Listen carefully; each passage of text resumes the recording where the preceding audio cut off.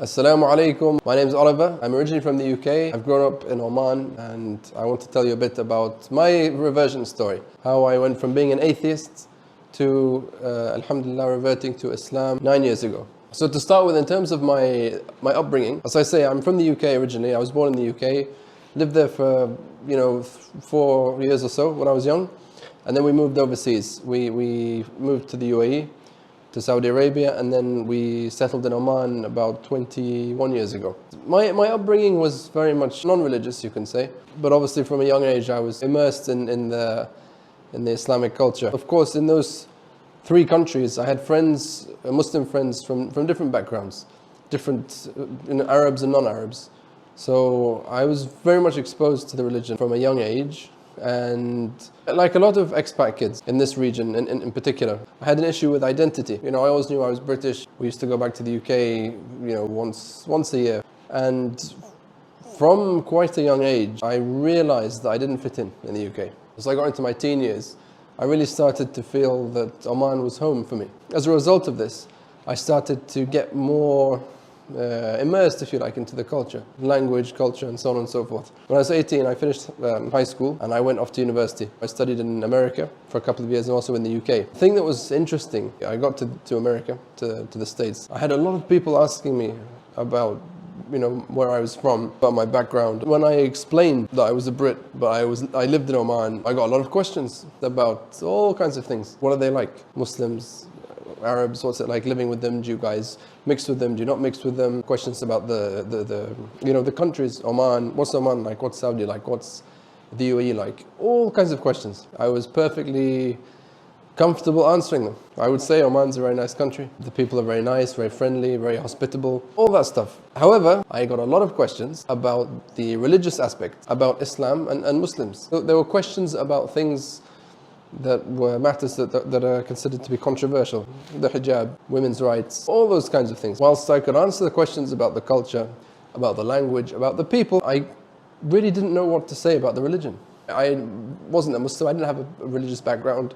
I didn't know that much about Islam, apart from the basics, Muslims pray 5 times a day, they fast in Ramadan, Muslim women wear hijab, and that's more or less what I knew. And the thing was, I found myself always, when faced with these type of questions, I would always defend Islam. I'd always stand up for Islam. I'd stand up for Muslims. At that point, I'd lived for, maybe 15 years or so in Muslim countries with Muslims. I'd never obviously had any issues with them at all. All my friends were Muslims, most of my friends were Muslims. And that made me want to stick up for them. So as time went by, I started to question myself and say, well, it's all well and good, all of it. You stick up for Muslim people on the basis that your personal experiences with them are good, but you don't really know much about the religion. So that's probably not the best thing to do. If you want to defend a religion or an ideology, you have to have in-depth knowledge. You can't just be emotional. So that actually drove me to find out more about Islam, to read about Islam, to research and try and learn as much as I could. No intention, obviously, of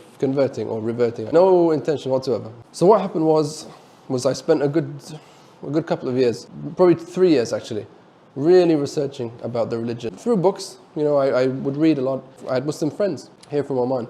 I had a couple of friends who I would talk to. I would ask questions. Okay, why, for example, in Islam do you do this? Why is this permissible? Why is this impermissible? What's the reasoning behind this? Why do you do this? They really helped me. Along this journey, which they helped me through, I discovered a lot. I really discovered so much about Islam. It really wasn't what I thought. My idea of religion as a whole was that religion, regardless of whether it was Christianity or Islam or whatever, was that religion was anti-science. I had all kinds of ideas about religion, which, as I say, along this journey, I discovered to be completely nonsense. I honestly got to a point where I really, really loved Islam. I started to love Islam so much. But the thing that really got me was how Islam isn't just a religion in the way that some may think of it. Islam encompasses everything. From the minute we wake up to the moment we go to sleep. All the things we do throughout the day. The fact that we wake up at 4 or 5 in the morning. The way we eat. The way we drink. The way we conduct financial transactions. The way it protects people's rights. I got to a point where I wanted to be a Muslim. One of my friends, I told him, I said, I really love this religion. And I really wish I could be a Muslim. He said, okay, well, why don't you be? What's holding you back? And I said to him, to be honest, the only thing is I don't believe in God. He said, no worries. He said, I want you to do something. So this was before Ramadan. This was 2014. This was a couple of days before Ramadan. He said, I want you to try fasting. I want you to fast in Ramadan. And I said, wow, I would like to fast, and I'll try and fast, but I don't know if I can. He said, no, you can. It's not hard. Just fast. And the thing is, I tried the year before. I tried fasting, and failed miserably within the first couple of hours on the first day. Come 2014, my friends telling me, I want you to fast.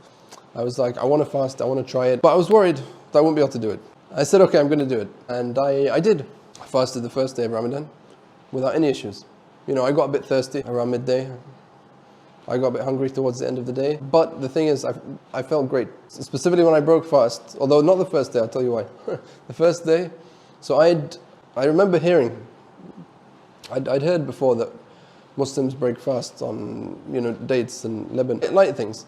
And I always remember hearing that. But I always used to say, well, why? You see, you've been fasting for a whole day.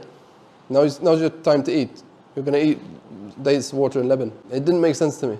Surely you don't want to have a big meal. And that's what I did. So I got myself a big meal, biryani, Lebanon, water, tea, coffee, sambusa. I heard the adhan, and I went for it. I stuffed everything down. Within half an hour, I realized the logic behind breaking fast on some dates, some water, and some Lebanon. Anyway, the second day went really well, the third day, and so on and so forth. And as I say, I felt really amazing. Each day got easier than the previous day. It wasn't really that hard. As I say, I'd feel a bit thirsty and I'd feel hungry, but I was okay. I found myself feeling really grateful for food, and even to a point where I would, maybe the time of suhoor, I would even eat things that I wouldn't usually eat because I didn't like them. But for some reason I would just, if that was what was there, I would eat it, and I'd feel grateful for it.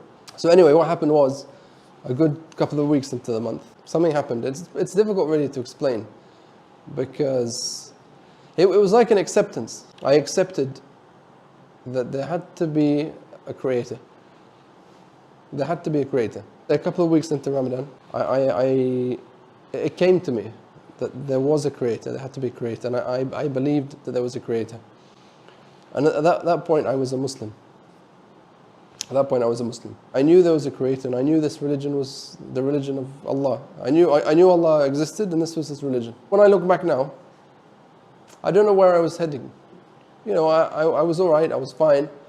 I don't know where I was going. There was no direction in my life. I found that with Islam. Alhamdulillah ala ni'mat al-Islam. I hope you enjoyed the story. I tried to keep it short, and take care. Assalamu alaikum wa rahmatullahi wa barakatuh.